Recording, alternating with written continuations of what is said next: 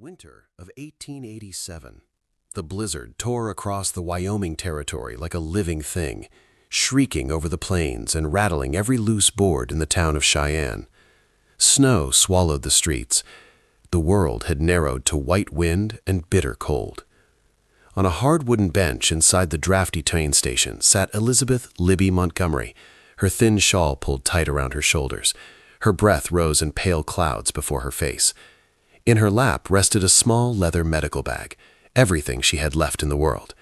Inside it, $3, a faded photograph of her parents, and the certificates that proved she was a trained nurse. The last train east had departed hours ago. The next would not arrive until morning, if the storm did not bury the tracks entirely. Libby's fingers were numb, her lips were blue. The boarding house had turned her away when her money ran out. Pride had kept her from begging. Now pride would likely freeze with her before dawn. Back in Philadelphia, she had worked at a charity hospital, tending wounds, delivering babies, holding hands as life slipped away. She had believed in her calling with her whole heart. Until Dr. Harrison tried to force himself on her. She had fought back, hard. The crack of a bedpan against bone had echoed through the ward. His broken nose had bled on polished floors, and though she had defended her honor, no one believed her word over his. Dismissed, disgraced, blacklisted. So she had taken what little money remained and boarded a train west, chasing rumors that mining towns would hire anyone with medical skill. But the money had run out in Cheyenne. Now she waited for morning, or death. Then came the sound of hoofs striking frozen ground. Through the swirling snow emerged a tall rider on a magnificent black stallion. He dismounted with easy strength, tying the reins before stepping inside the station. "Evenin', miss," he said, removing his hat. His voice was deep, warm, edged with a Texan drawl. "Mighty cold night to be alone." Libby tried to answer, but her teeth chattered too violently. The man studied her, her worn but once fine clothes, the medical bag at her side. "Are you a doctor?" "Nurse," she whispered. "Elizabeth Montgomery, from Philadelphia." His brows rose slightly. "Jackson Thornton," he replied. "Folks call me Jack. I own the Double T Ranch, 20 miles north." His eyes lingered on her pale face. "You won't last the night here." "I have no money," she admitted. "That's not your concern." He shrugged off his heavy coat and wrapped it around her shoulders. It smelled of leather, pine soap, and cold air. Without hesitation, he lifted her, bag and all, into his arms. She was too weak to protest. Across the street stood the finest establishment in town, the Cattleman's Hotel. When Jack Thornton entered carrying a near-frozen woman, conversation died instantly. "I need your best room," he told the clerk. "Hot food, blankets, and fetch Doc Williams if he's in town." Upstairs, he set her gently beside a blazing fire. He poured coffee with steady hands, cautioning her to sip slowly. He waited outside while she changed into dry clothes donated by a kind hotel guest. He did not pry. He did not stare. He did not presume. When she finally told him what had happened back east, anger flashed across his face. Not at her, but for her. "You broke his nose?" he asked. "Yes." A hint of admiration tugged at his mouth. "Good." The next morning, over breakfast, he made her an offer. The Double T Ranch employed nearly 100 men during busy seasons. Injuries were common. Proper medical care was not. "I need a healer," Jack said simply. "You'd have your own cabin, supplies, fair pay. No expectations beyond honest work." "And nothing personal?" she asked carefully. "If anything ever becomes personal," he replied evenly, "it will be because we both choose it." 3 hours later, they rode north through snow-bright valleys toward the Double T. The ranch sprawled across the land like its own small town. Main house, bunkhouse, stables, blacksmith shop. Smoke curled from chimneys. Cowboys paused in their work to stare at the newcomer. Jack introduced her with pride. "Miss Elizabeth Montgomery, our new nurse." Cheers followed. Her cabin was modest but warm. Beside it stood something that stole her breath, a fully equipped medical room.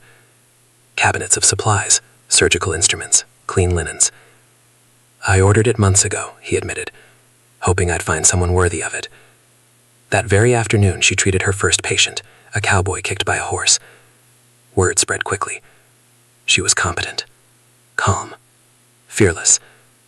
Weeks passed. Spring softened the land. Libby became indispensable. She set bones, stitched wounds, delivered calves and colts. The men trusted her with their lives. And slowly, she began trusting Jack with her heart. Evenings found them seated on her porch beneath endless stars, talking of dreams and futures neither had dared imagine. Then came the accident. A young cowboy, Danny, trampled by spooked horses. Crushed chest, fading breath. There was no time to wait for a doctor. Libby took command.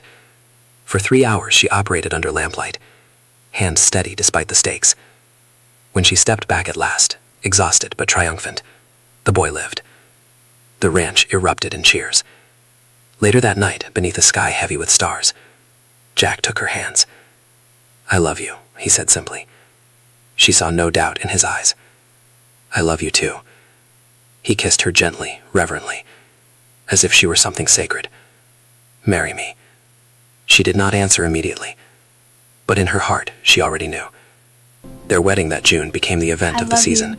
I love you too. Cowboys rode in from miles around. Townsfolk gathered in celebration. Libby walked down a makeshift aisle between ranch buildings, prairie flowers woven into her hair. "I do," Jack said clearly. "I do," I answered. Their kiss drew whistles and cheers that echoed across the valley. Marriage did not diminish Libby's strength, it amplified it. She continued her medical work and soon became known throughout the territory. She treated outbreaks, performed daring surgeries, and trained young women in frontier nursing. Jack expanded the ranch and invested wisely, helping build schools, churches, and homes.